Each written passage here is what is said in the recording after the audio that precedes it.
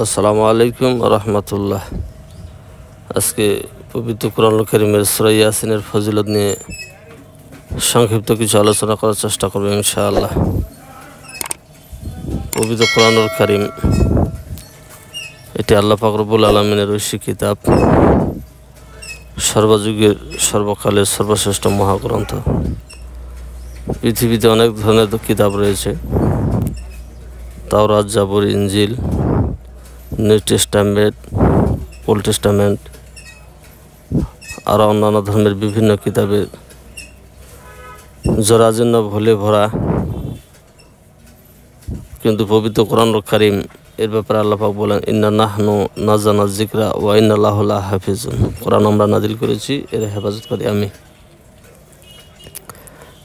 একটি মাত্র কিতাব যা আজ পর্যন্ত পৃথিবীর জমিনে একটি হরুফ, একটি হারকাত, একটি অক্ষরকে পরিবর্তন করতে পারেনি এবং কিয়ামতের আগ পর্যন্ত ইনশাআল্লাহ কেউ এর পরিবর্তন করতে পারবে না, যেহেতু আল্লাহ পাক রব্বুল আলামিন মহাগ্রন্থ আল কোরআনুল কারীমের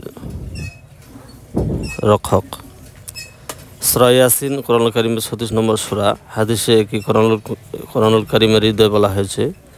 ইসলামী ইতিহাসে এর বিশেষ ফজিলতের কথা বলা হলেও মৌলিক কিছু হাদিস রয়েছে, তার মধ্যে অন্যতম হচ্ছে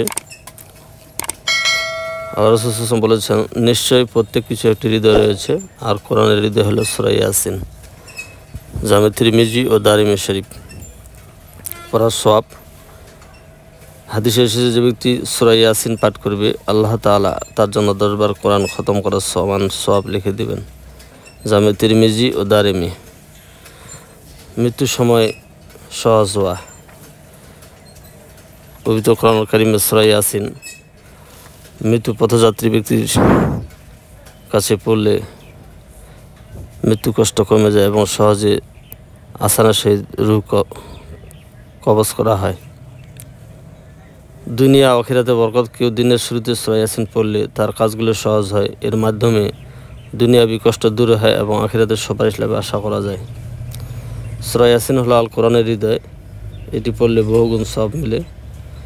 মৃত পথযাত্রীকে এটি পড়া তার জন্য রহমত ও সহজতা আনে। জীবনে নিয়মিত সূরা ইয়াসিন পাঠ করলে দুনিয়া ও আখিরাতে বরকত ও শান্তি লাভ হয়। নিঃসন্দেহে পবিত্র কোরআনুল কারীম অন্যতম একটা সূরাতুল ইয়াসিন, যেটাকে সূরা বা পবিত্র কোরআনুল কারীমের অন্তর বলা হয়েছে, হৃদয় বলা হয়েছে। কাজেই পবিত্র কোরআনুল কারীম আমাদেরকে বেশি বেশি চর্চা করতে হবে এবং এর বাস্তব আমল আমাদের জীবনের প্রতিটি ক্ষেত্রে, প্রতিটি কাজে বাস্তবায়ন করতে হবে, তাহলে আমরা সফল মুসলমান হতে পারব। আজকে আফসোসের বিষয়, আমরা যদিও মুসলমান দাবি করি, তবে পবিত্র কোরআনুল কারীম থেকে আমরা অনেক দূরে। আমাদের অনেকের বাড়িতে আজকে কোরআন তেলাওয়াত হয় না। দুনিয়াবি বিভিন্ন ধরনের ফিতনা ফাসাদে আমরা নিমজ্জিত, বঞ্চিত, আবদ্ধ হয়ে গেছি, যার কারণে আজকে আমরা সারা পৃথিবীর মধ্যে চরম অপমানিত, চরম লাঞ্ছিত জাতিতে পরিণত হয়েছি।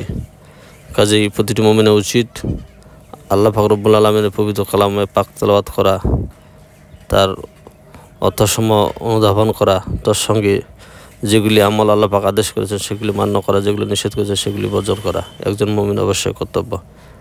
আজ এই পর্যন্তই। সবাইকে ধন্যবাদ। আল্লাহ হাফেজ।